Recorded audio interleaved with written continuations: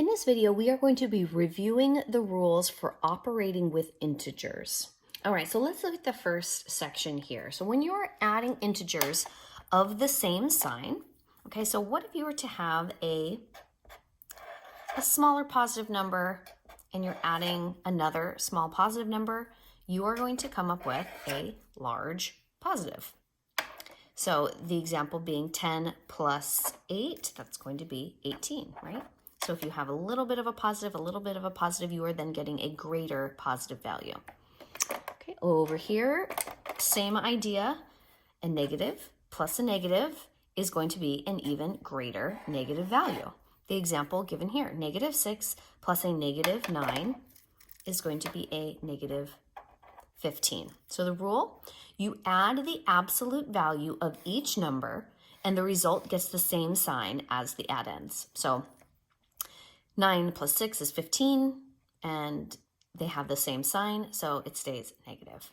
Okay, next example, when you are adding integers of opposite signs. Okay, so let's say you have a little negative plus a larger positive.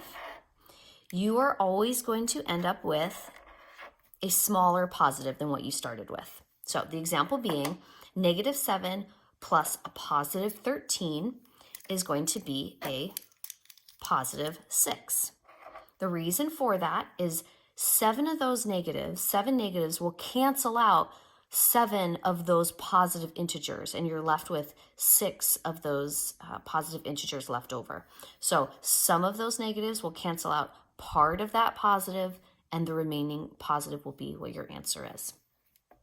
Likewise, if you were to start with let's say a small positive number and add a larger negative number, you're going to end up with a smaller negative value. So the example we have here, a negative 16 plus a positive 5 is going to be negative 11. So there's your larger negative number, and there's your smaller positive number here, and they're just in a different order because of the commutative property of addition. We know that we can change the order and it doesn't matter.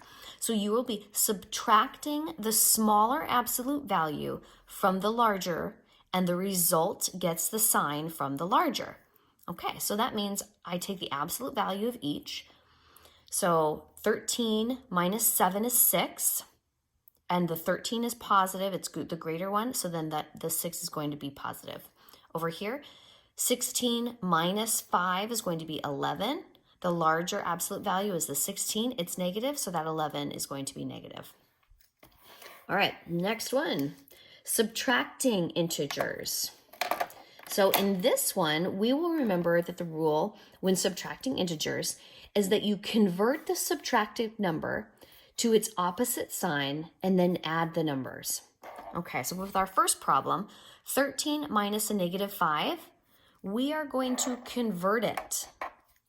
13 stays as a 13. Subtraction becomes addition, and the negative 5 becomes a positive 5. So 13 plus 5 is 18. All right, let's look at this example over here. We are going to convert the subtraction problem to an addition problem. So negative 9 minus negative 3. Negative 9 stays the same. Subtraction becomes addition, and negative 3 becomes a positive 3. So negative 9 plus a positive 3 is going to be negative 6. Negative 6. All right, last little bit. Multiplying and dividing integers. A positive times a positive is going to be a positive. Likewise, a negative times a negative is going to also be, interestingly enough, a positive. So if the signs of the integers are the same, the product or the quotient is always going to be positive. Okay, so here we have a multiplication sign, but you can also consider it, we'll put here a division sign.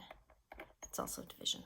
So negative 6 times a negative 4 is going to be a positive 24.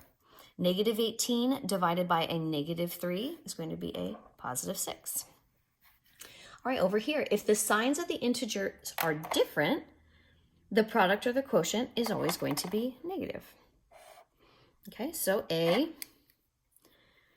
positive times a negative is going to be negative, and a negative times a positive is going to be negative. And again, that works with division, so I'll put a little division sign there too to remind you. So here are our examples. Negative 5 times 7 is going to be a negative 35, and 12 divided by negative 4 is going to be a negative 3. Okay, so that is the review with our rules for operating with integers. Now, if any of this didn't quite make sense, I highly recommend you go back and watch the full videos that we had on either multiplying and dividing integers if you need it, or on the adding and subtracting integers, where we go over in detail with using the manipulatives of the integer chips and the number lines, and that will really get into the why. All right, that's it.